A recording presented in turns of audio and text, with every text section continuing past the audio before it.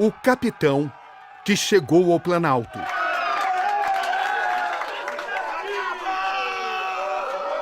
Presidente Jair Messias Bolsonaro, que compromisso o senhor assume diante do país?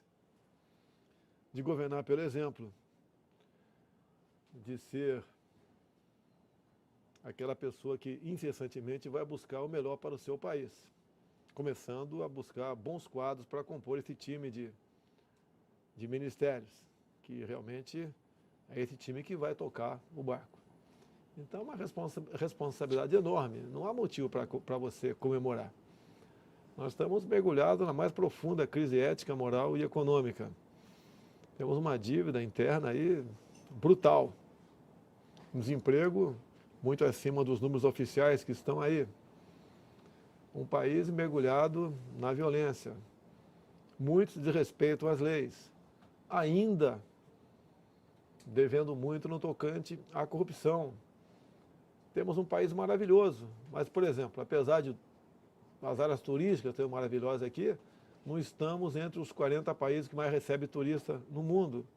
Então, esses desafios é que nós teremos pela frente. Eu já ajoelhei, agradecer a Deus pela missão e peço para Ele, insistentemente, muito mais que sabedoria, coragem para poder tomar decisões acertadas, de modo que o nosso povo seja feliz. Foram criadas muitas imagens a respeito do senhor, muitas delas, inclusive, falsas. Para aqueles que temem que o senhor possa restringir direitos democráticos, o que o senhor tem a dizer? Não existe isso, né? Até a liberdade de imprensa ela é muito importante. Um ou outro órgão de imprensa extrapola, tá? Logicamente você se revolta no tocante àquele órgão de imprensa.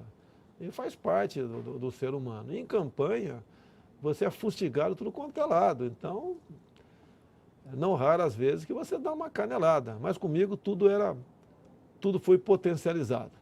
E esse compromisso nosso de respeitar a todos, de ser um escravo da Constituição, mas de ser rígido com aqueles que respeitam as leis, será a marca do nosso governo. E no auge da campanha, já que o senhor estava citando, o senhor chegou a dizer em banir os marginais vermelhos. Que tipo de presidente o senhor vai ser para os 47 milhões que não votaram no senhor? Esses não são os marginais vermelhos, né? Isso eu me referia à cúpula do PT, que abusava da liberdade de imprensa para atingir a minha honra, inclusive. Esses eu gostaria de banir, como banimos, pelo voto. Estes perderam a oportunidade de ocupar o Palácio do Planalto ou ministérios. Nós conseguimos atingir esse objetivo. Esses, pelo voto, não mais escreverão a história do Brasil. Como é que o senhor pretende administrar eventuais turbulências como greves, ataques, invasões? Bem, começar pela última, né? Invasão. Eu não posso admitir a invasão de propriedade privada, quer seja rural, quer seja urbana. Tanto é que eu tenho conversado no parlamento, acredito que na lei do terrorismo nós conseguiremos incluir que as invasões praticadas por grupos sociais, entre eles o MST, sejam tipificadas como terrorismo, obviamente. Questão de greve, é um direito de qualquer um fazer greve. Agora a pessoa não pode, ao fazer greve, impedir aquela outra pessoa que não queira fazê-la de ir trabalhar. Isso nós não permitiremos. Ou seja, vamos respeitar o direito de todos, sem exceção. O senhor esperava que Fernando Haddad tivesse ligado para o senhor, cumprimentando?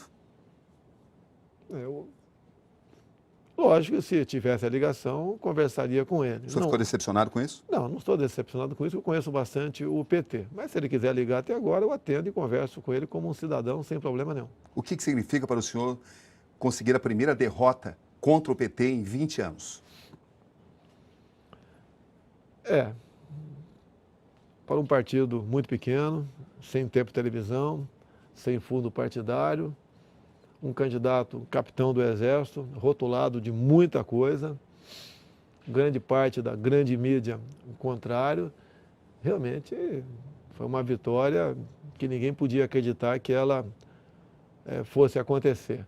Mas grande parte da população tinha a noção de para onde o Brasil estava caminhando e para onde nós iríamos de fato caso o PT retornasse ao poder. Não fugiríamos, no meu entender, de um regime parecido com a Venezuela e, no passo seguinte, um regime cubano. Afinal de contas, estes da esquerda sempre admiraram e flertaram com ditaduras no mundo todo. Então esse pessoal tomou consciência disso e viu quem verdadeiramente era oposição a tudo isso era Jair Bolsonaro e não os outros. Como é que o senhor pretende atingir a governabilidade? Quando usar a caneta presidencial, quando ir ao Congresso? O que eu aprendi no parlamento, muitos parlamentares reclamam, que eles não gostam de receber uma medida provisória nos peitos. Ele quer tomar conhecimento antes, para poder até opinar antes dela ir para a Câmara. Conversamos ao longo dos 2 últimos anos com mais de uma centena de parlamentares, mostrando cada região do Brasil, cada interesse de bancadas e como solucionar esses problemas sem recurso. Esse pessoal ficou realmente maravilhado com a nossa proposta e tiveram um compromisso moral de nos ajudar na governabilidade.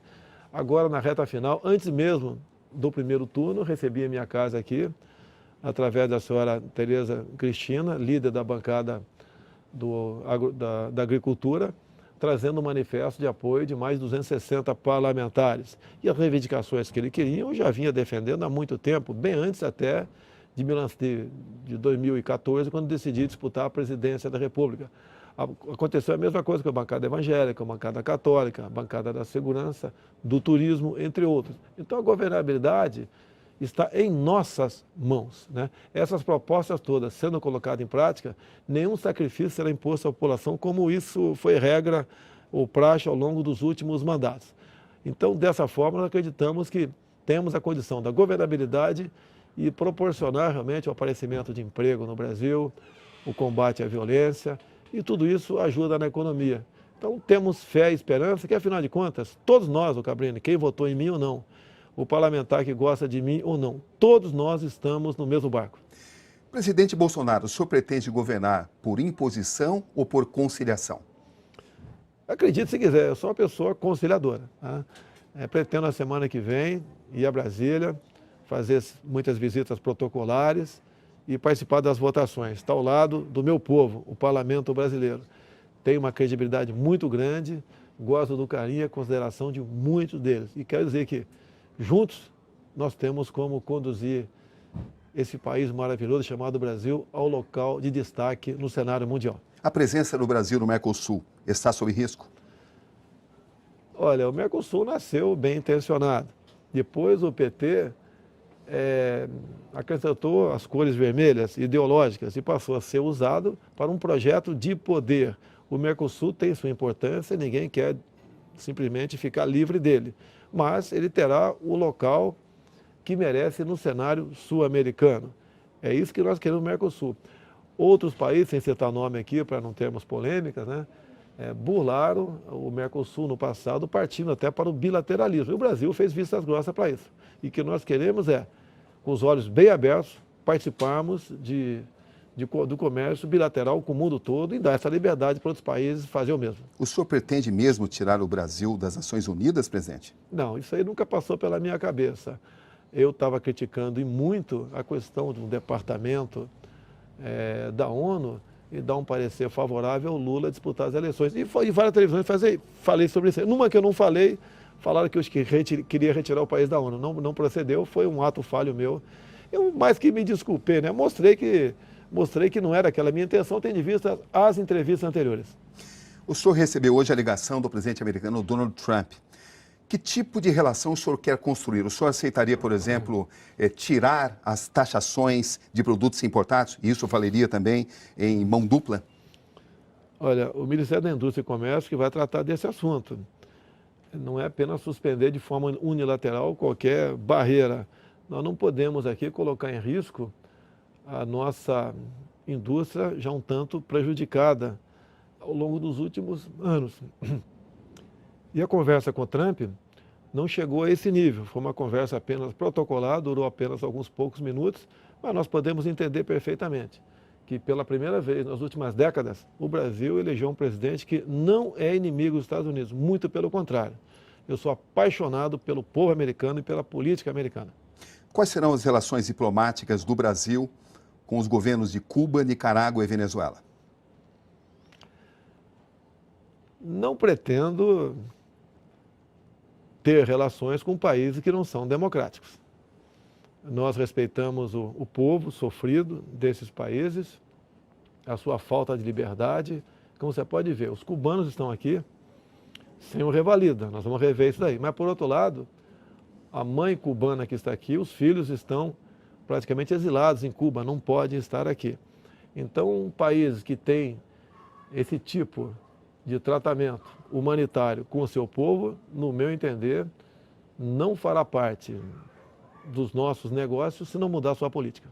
Sabemos que logo nas primeiras horas o senhor pretende divulgar e implementar um pacote de medidas. O senhor poderia adiantar? Não, elas foram estudadas, continuam ainda sendo aperfeiçoadas, mas atinge todas as áreas. Eu poderia falar longamente no que tem a ver com o agronegócio, por exemplo. Eles querem a segurança jurídica, eles não querem acordar e tomar conhecimento via imprensa que sua fazenda vai ser demarcada como terra indígena, né? Eles querem essa garantia, eles não querem, por exemplo, que o IBAMA e ICMBio continue, por muitas vezes, multando-os de forma criminosa, que isso vem acontecendo pelo Brasil. Você vê, quando se trata em garimpeiros, ninguém toca nesse assunto. Se fosse perguntado, eu responderia durante a campanha. O garimpeiro é um ser humano como outro qualquer, é um trabalhador. O meu pai garimpou por muito tempo. Eu peguei essa mania do meu pai. Sempre carregava no meu carro uma bateia, um jogo de 4 peneiras. Não podia haver um córrego que ia lá dar uma faiscada ou buscar isso daí. É a nossa riqueza. Eu até digo, né? Os historiadores podem dizer que eu esteja errado, não tem problema. O oeste do Tratado de Tordesilhas nós devemos ao espírito garimpeiro da época, era outro nome que tinha naquela época, mas devemos a esse espírito, não podemos tratar essas pessoas com desleixo e com descaso. E a questão do meio ambiente, nós queremos preservar e com uma boa política para a garimpagem, podemos atender essa classe que não é tão grande assim, mas no passado foi essencial para que nós aumentássemos em muito o nosso território. Como é que vai ser o governo de transição? Ele começa, na verdade, essa semana. A semana que vem estou em Brasília. Temos já praticamente levantadas 50 pessoas que participarão dessa transição. Ela é de extrema importância. Onde então, Cabrini, só nesse momento nós teremos os números verdadeiros na nossa frente para que nós possamos decidir com os pés no chão. Não queremos e não faremos nenhuma maldade para quem quer que seja. Até mesmo o projeto de privatização nossa, muito bem conversado com o Paulo Guedes. Estamos em pleno acordo que devemos sim, o que não for a atividade fim do Estado, e em especial o que não for, o que estiver dando prejuízo, tem que ser privatizado. Essa é a nossa intenção. Pode ter certeza que a sociedade, os funcionários, o sistema financeiro, todos ficarão felizes com essa proposta nossa de privatização. Em algum cenário, o senhor aceitaria privatizar a Petrobras? Você pode discutir, eu sempre tenho falado, você tem que ver o modelo e para que capital. Nós não podemos entregar a nossa riqueza para um capital externo, não interessa qual seja. Eu chamo isso de questão estratégica. Agora, o refino, por exemplo, você pode abrir ao capital de fora. Não vejo nenhum problema no tocante a isso daí. Mas eu considero a Petrobras uma empresa estratégica, mas de acordo com o modelo, você pode sim, em grande parte, privatizá-la. Como é que o senhor define esse seu primeiro dia como presidente eleito? Olha, nada alterou a minha vida, né? Porque essa responsabilidade eu tinha de há muito. Tanto é que não houve comemoração nenhuma aqui em casa, né? Eu agradeci a Deus a missão e pedi para Ele força, sabedoria, para a gente realmente conduzir esse país para o local de destaque que ele merece. Em chegando lá, a felicidade do seu povo é uma consequência.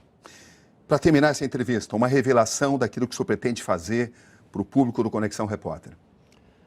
Olha, eu agradeço a vocês, toda vez que me entrevistaram, foi com bastante cordialidade e isenção. Vamos continuar conversando, que afinal de contas, você também está no mesmo barco que eu estou. Como vai ser a era Bolsonaro? Diferente dos demais, sem o tomar lá da cá, um time de ministério voltado para atender os interesses do povo brasileiro e não de agremiações político-partidárias. Presidente, parabéns, valeu. Boa sorte. Obrigado.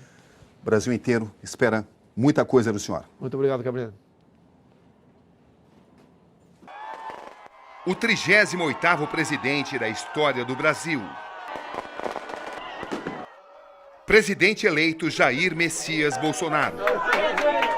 A construção de um fenômeno político. Como chegou até aqui? Boa noite. Foram quase 58 milhões de votos. Ao fundo, a festa da vitória de Jair Bolsonaro na Barra da Tijuca, seu quartel-general. No Conexão Repórter de hoje, o capitão que chegou ao Planalto, em busca da essência do 38º presidente do Brasil. Aqui, Roberto Cabrini. E este é o Conexão Repórter de hoje.